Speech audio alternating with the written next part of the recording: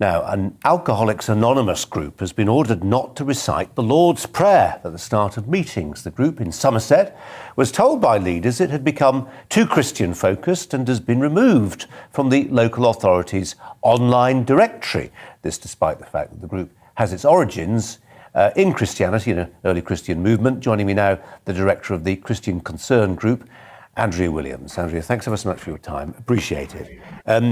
Alcoholics Anonymous, 1930s Christian roots. Tell us about it. Absolutely. Rooted firmly in Christian values and Christian precepts, out of the founder, Frank Buchman, really coming radically converted in the 1930s and moving away from a strong alcoholic addiction. And it was really then that he formed this group to really help others who, like himself, were addicted to alcohol. And that's been the root of Alcoholics Anonymous ever since.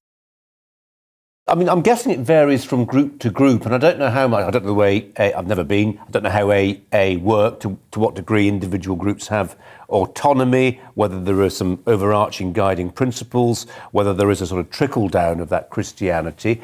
I mean, Andrea, how does it work? I mean, do they have? Well, Mr. Palmer, in this particular group, Mr. Palmer, who ran the group, had been in the group since the 1980s. And it was through the group in Somerset that he had been introduced himself to Christianity. And he said that became something that was radically life transforming for him. It changed everything about his life. And now, decades on, he at the age of 68 is running the group. And what he was doing was offering at the start of the group the Lord's Prayer.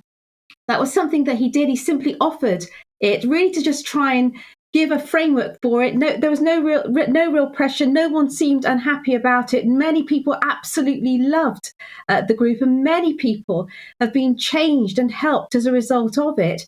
Indeed, in January, there are many groups that start up, groups that are reaching out to people to say, do you want to give up alcohol for the month of January? Do you want to change your lifestyle? And many of them are rooted in all kinds of philosophies, but Alcoholics Anonymous has never made any secret of its history, rooted deeply in Christian faith. And Mr. Palmer is very much inspired by his Christian faith and wants to see others come to it. But the reason why he's there in Alcoholics Anonymous is primarily because he wants to see people free of alcoholic addiction. I mean, look, Andrea, for God botherers like you and I, this is all fine, isn't it?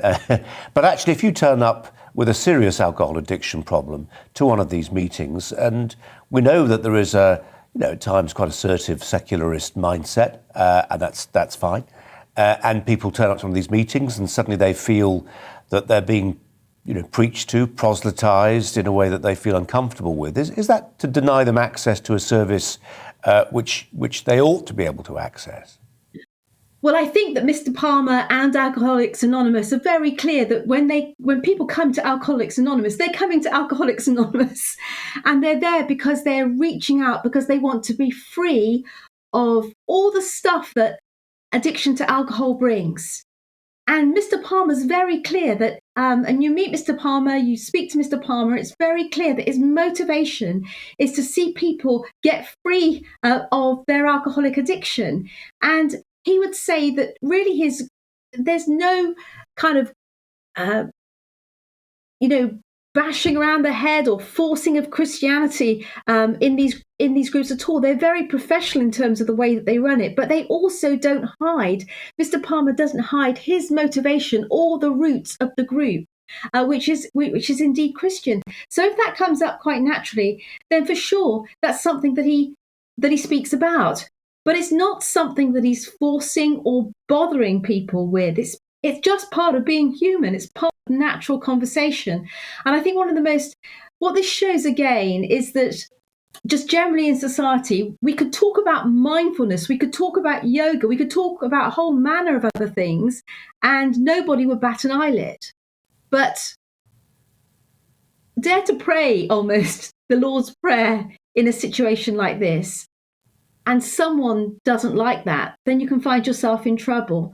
Bear in mind that Mr. Palmer's been in this group for some 4 decades almost, and been committed to it and seen many lives changed and transformed. And of course, he himself would say, I've been changed and transformed, not just because I went to the group of Alcoholics Anonymous, but because I've met real and living and transformative faith through the person of Jesus Christ. Yeah, So, I think, actually, Andrea, on a slightly different note, we were talking about this last week, actually, in the context of knife crime. And a lot of the people who were reformed gang members have often found God in prison. And actually one of the reasons they're doing the work on pretty mean streets at times is inspired by their exactly Christian faith. happens. And in a sense, there is a quid pro quo, you could argue, which is if you are prepared to give up your time voluntarily and offer people a service to help them break with an addiction, then maybe, it's a small price to pay to expect them to just recite the Lord's Prayer. Andrew, we've got to leave it there, but appreciate your time as ever.